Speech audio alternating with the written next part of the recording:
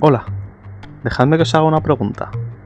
¿Por qué pensáis que la gestión de calidad es importante en fisioterapia? Apuesto a que todos hemos tenido la sensación de estar haciendo siempre lo mismo, a que nuestra profesión no da lo mejor de sí, o que nos faltan herramientas para explicarle al resto de profesionales cómo de importante es nuestro trabajo. La gestión de calidad es el lenguaje organizativo que se habla en los hospitales. Desgraciadamente, los fisioterapeutas estamos lejos de comprenderlo del todo. Es la herramienta de los líderes de equipo para llevar a cabo un trabajo coordinado. También es la forma de adaptarnos a las necesidades y expectativas de nuestros pacientes, atendiendo a sus particularidades. En definitiva, lo entendemos como una filosofía de trabajo que nos lleva a ser la mejor versión del profesional que queremos ser, mejorando poco a poco y ofreciéndole a nuestros pacientes la mejor atención posible. Pero vayamos por partes. ¿Cómo definimos calidad? Podemos hacerlo en torno a las necesidades o expectativas que tiene nuestro cliente, o en este caso, nuestro paciente. También una característica esencial es que es medible. Si ponemos el ejemplo de la comunicación, tenemos una serie de necesidades, como que nuestro mensaje llegue de forma clara. También podemos definir unas expectativas, que llegue de forma concisa o muy rápido. Y también podemos definir los atributos objetivos de cómo queremos que sea esa comunicación. Por lo tanto, dependiendo de la persona y el momento, las expectativas y necesidades pueden cambiar.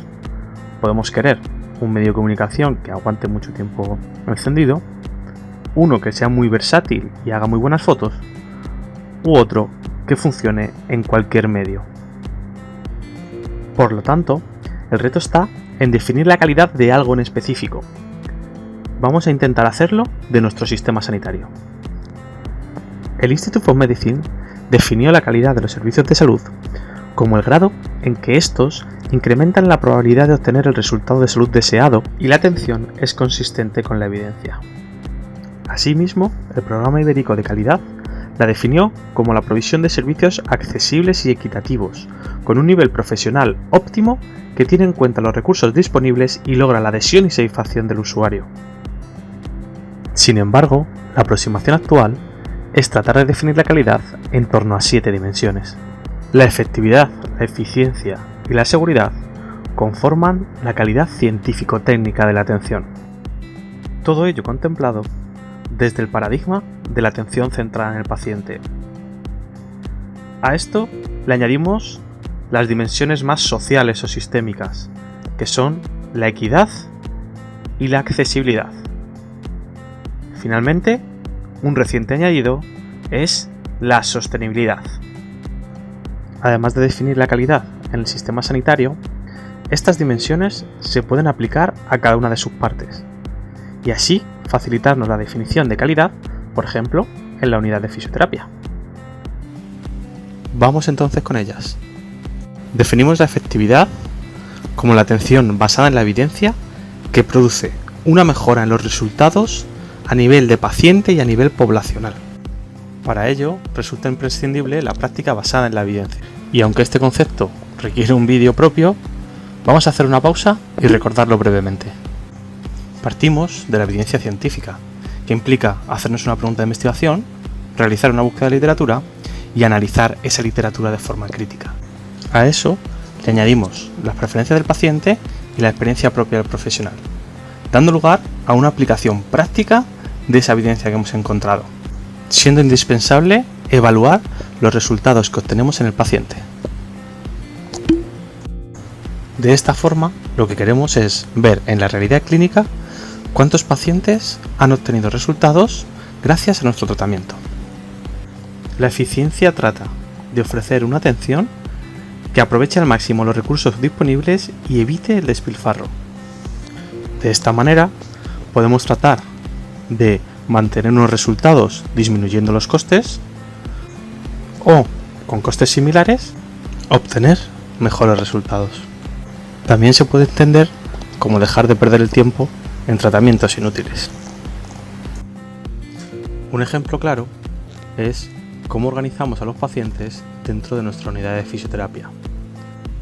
coordinarnos con el servicio de ambulancias, con otros profesionales o planificar los circuitos que realizan los pacientes dentro de nuestra sala de fisioterapia pueden ser elementos clave de la organización. Analizar de forma correcta estos aspectos puede desde acortar tiempos de espera a evitar tiempos muertos en el trabajo y permitir que los fisioterapeutas atiendan a otros pacientes, por ejemplo, en planta. La seguridad implica no hacer daño a los pacientes y minimizar los posibles riesgos surgidos de nuestros tratamientos. Podemos hablar de una clasificación de los diferentes riesgos y daños producidos. Por ejemplo, los efectos adversos sería una reacción alérgica a un producto que tuviéramos dentro de nuestra unidad. Los errores de planificación implican haber planeado mal una acción al llevar a cabo, por ejemplo, no tener en cuenta que el paciente tiene una alergia. O los errores que se producen cuando se lleva a cabo una acción bien planificada de manera incorrecta. De cualquier forma, tenemos que tener en cuenta que errar es humano y siempre cabe la posibilidad de equivocarnos. Debido a esto, es importante que el sistema ponga las barreras suficientes para evitar que el daño llegue hasta el paciente. Ejemplos de estas barreras sería la formación de los profesionales, los protocolos de actuación dentro de nuestra unidad o barreras físicas que pueden ser desde puertas hasta EPIs. Teniendo el número suficiente de estas barreras, podemos evitar que el daño llegue hasta el paciente aunque alguna de ellas falle. La atención centrada en el paciente va a ser el marco en el que se encuadre nuestra atención, teniendo en cuenta las preferencias de estos, así como su cultura. Pero la atención centrada en el paciente no se limita a la interacción directa con él. También implica formas de organización diferentes en las que el profesional no sea el centro de atención y sí lo sea el paciente. Para esto va a ser indispensable una buena coordinación multidisciplinar. Es necesario aclarar que no es la atención centrada al paciente. No es rendirse a todas las exigencias del paciente, ni es dar información y esperar que el paciente la entienda y la utilice por su cuenta. Posiblemente hemos depositado demasiada confianza en ese panfletito que mandamos para casa. Y debemos sustituirlo por información clara que sepamos que el paciente ha entendido, deliberación conjunta de las decisiones importantes que haya que tomar y finalmente llegar a un acuerdo con el paciente de cómo se va a producir ese proceso terapéutico. La accesibilidad viene determinada por la dificultad que tiene el paciente para acceder a la atención sanitaria. Y podemos hablar entonces del tiempo que tarda un paciente en llegar a la atención, la distancia o incluso la dificultad que puede tener un paciente en llegar al lugar donde se brinda la atención que él necesita, o la disminución de cualquier otra barrera o limitación que el paciente pueda encontrar. La otra dimensión sistémica es la equidad, que es un concepto tan simple como que toda persona debe recibir la atención que necesita independientemente de sus características o circunstancias. Lo podríamos expresar de otra forma si pensáramos en que la atención que recibe un paciente en un hospital debería ser igual a la recibida en otro hospital al que el paciente hubiera acudido si hubiera vivido en otra comunidad autónoma.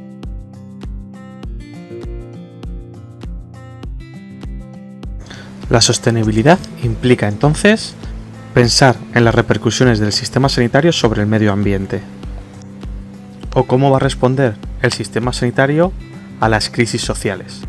Bien, hasta aquí hemos definido las dimensiones de la calidad, pero vamos a responder al resto de preguntas básicas que nos podemos hacer a la hora de enfrentarnos a implantar un sistema de gestión de calidad.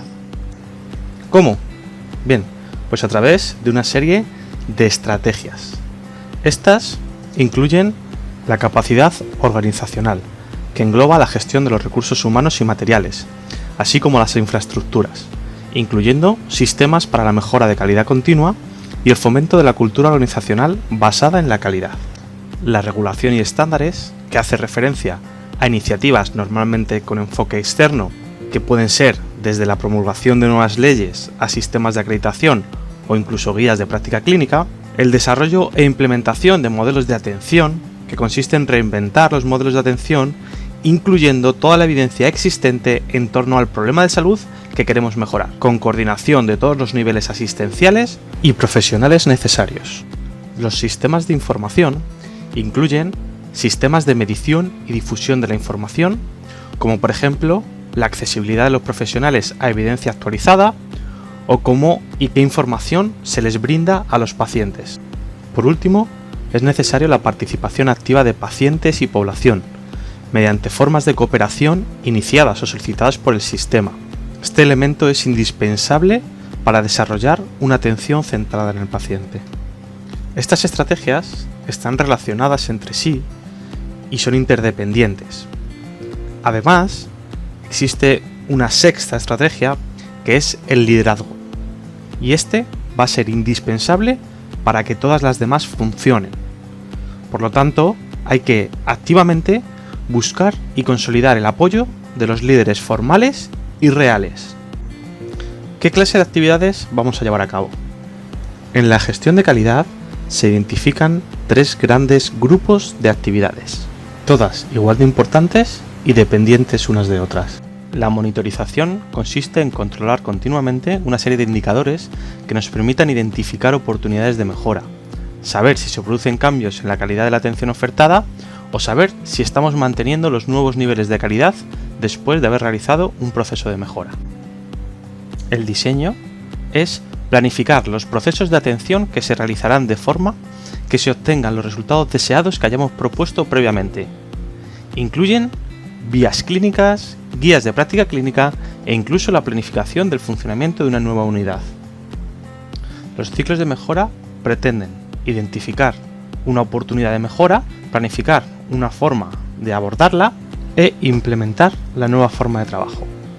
Esto es un proceso continuo con el objetivo de mejorar la calidad de la atención ofrecida. ¿Y quién va a llevar a cabo estas actividades? Bien, pues existen 2 enfoques. El enfoque interno es cuando estas actividades de mejora o la mayor parte del trabajo se lleva a cabo por parte de los implicados directamente en aquello que se está evaluando. En el enfoque externo, la iniciativa o las actividades a desarrollar se definen desde fuera de las instituciones evaluadas. De cualquier forma, ambos son indispensables para la mejora de la calidad asistencial. Terminaremos respondiendo a dónde se llevan a cabo estas actividades, para lo que vamos a definir al menos 3 niveles de actuación: el macro, el meso y el micro. El macro va a hacer referencia a las responsabilidades, por ejemplo, del sistema sanitario de salud o las que tendría una comunidad autónoma específica. El meso podría representar a un hospital y en el micro estaríamos hablando de las unidades o profesionales que proveen la atención. Estos niveles tienen la responsabilidad de informarse unos a otros y además los niveles superiores deben supervisar a los inferiores.